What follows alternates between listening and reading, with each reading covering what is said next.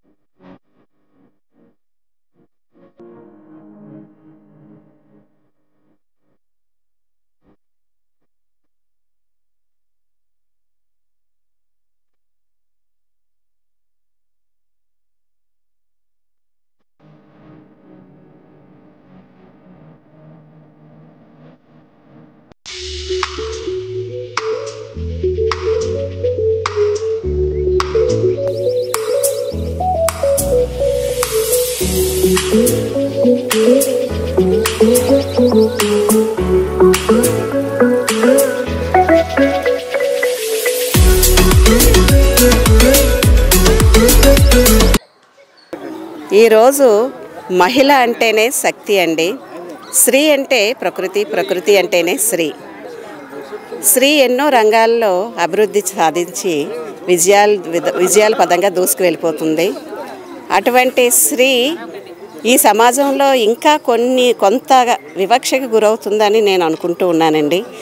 ప్రతి ఒక్క స్త్రీ కూడా తమ హక్కుల్ని గుర్తించి వాటి కోసం పాటుపడాలని నేను కోరుకుంటున్నాను.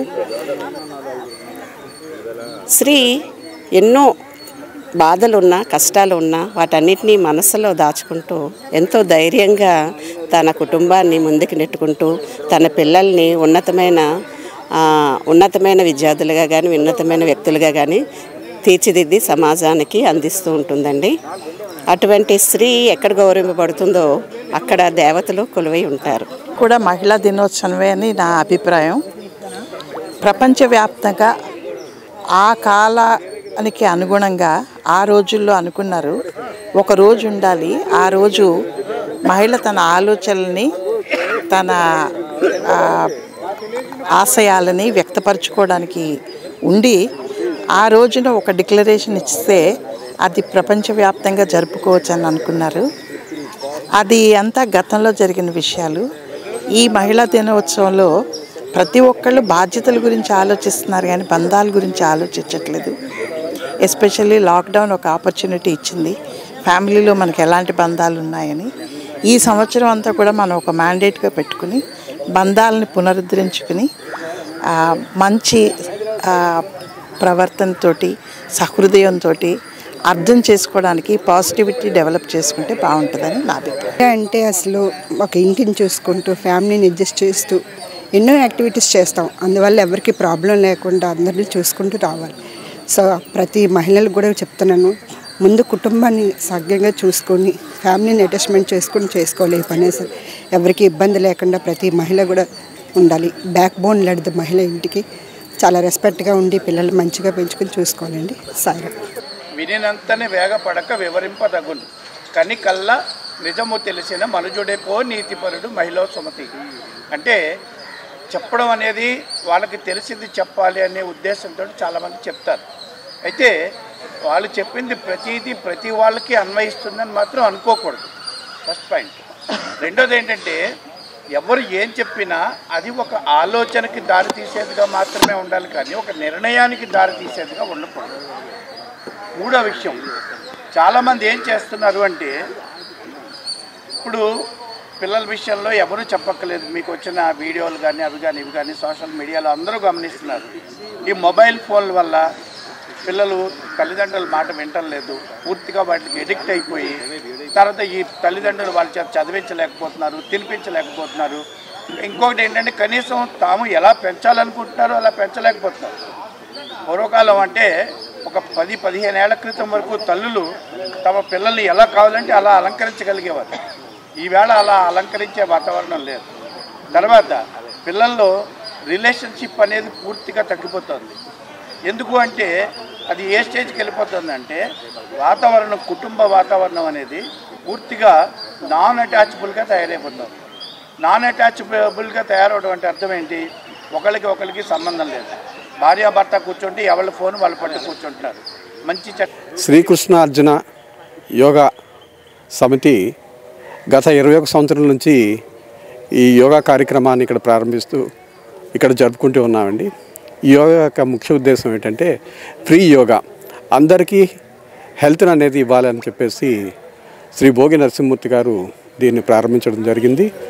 అప్పటి నుంచి ఇప్పటి వరకు కూడా గత 21 సంవత్సరాల్లో మహిళా డేని పురస్కరించుకొని మహిళలని సత్కరించడం అనేది ఆనవాయితీగా వస్తుందండి. ఎందుకంటే ఈ యొక్క స్త్రీ అనేది చాలా ప్రాముఖ్యత.